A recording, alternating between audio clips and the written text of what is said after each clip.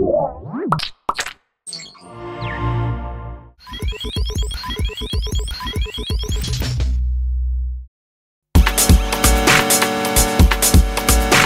certainly more excited about music in the last year than I was maybe 2 years ago. Just branching out from being in the tunnel vision of a genre has helped my enthusiasm levels. I suppose I was in, mostly playing dubstep, mostly DJing dubstep. The label was mostly dubstep, although quite off-center stuff. A small scene that's like a handful of people that's grown from nothing is a self-contained little bubble, and it can, as it grows, people develop different strains of the sound, and you have an affinity to certain strains, and you are repelled by certain strains, and then you just gravitate towards music that has the same vibe but is in a different genre, and then things start to get blurry and muddy and interesting. That's where things are at now, I think.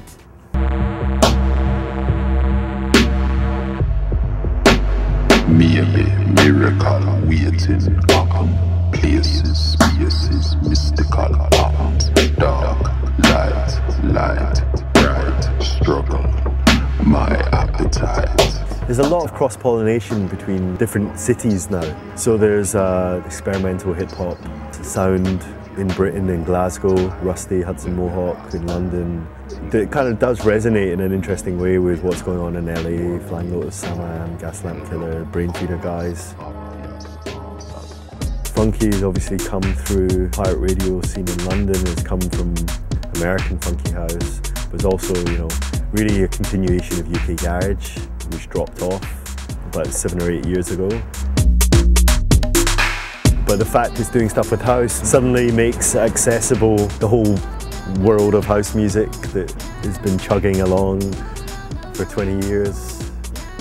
And also, there's a lot of resonance between techno and certain sides of dubstep, between Berlin and Bristol and so on. Wired up and march into the sound of static energy, moving back and forth, praying that time will mutate, shattering the clinking glass standing between you and your fist incense. Well, I teach at the University of East London, stuff to do with sonic culture, everything to do with sonic culture, from film sound design through to history of electronic music. I was on Rinse FM for about 5 years, and so I used to finish teaching in the afternoon. And I knew a lot of the students were listeners to Rinse FM. So I'd finish teaching in the afternoon, go straight to the studio, do a show, kind of just anonymously. The students didn't know that I did that. It was actually the show I did with Flying Lotus on Rinse a couple of years ago. And one of my students, I think, had been listening to the show in the car. She recognised my voice from the radio show. So that was when I first got outed. It's all been downhill since then. The book is out in November, December on MIT Press. It's called Sonic Warfare, and it's basically about the uses and abuses of sound systems, use of sound systems for crowd control. The use of sound as a weapon is basically a cultural weapon. I suppose, philosophically, one of the things the book does is it draws from this strand of philosophy called rhythm analysis, which takes kind of musical concepts, particularly of rhythm, and sees and hears the world not in terms of solid objects or things, but in terms of rhythms. So I'm kind of interested in rhythm as a kind of philosophical approach to non-musical phenomena. Climatic rhythms, physiological rhythms, metabolic rhythms, dancing rhythms, solar rhythms, planetary rhythms, traffic rhythms, sleep rhythms,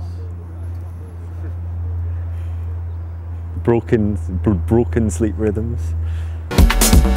The compilation's coming out in October, so it's a double CD One CD is old stuff, tracks from myself, Burial, Iconica, Dark Star, Zombie, Joker, J. Kamata, LV, LD. The other CD, which is the main one, which is new tracks from everyone who's released on the label.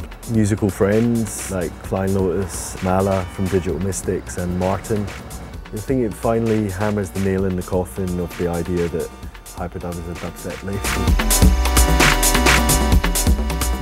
I started the label to release my own music. Next thing I know, I'm fucking bureaucrat. Filling out forms, going to the bank, going to the post office. That's the dagger in my side, really. It's the, you know, I wish I didn't get sent so much shit dubstep. I'll just leave it at that, I think. And I just send them like a big sheet of paper with fail written on it. Do you have a rubber stamp? Fail, that's my A&R technique. Fail. It's like your Fail. creative title. Yeah, fail. That was a dub fail. It's a funk fail. It's a wonk fail.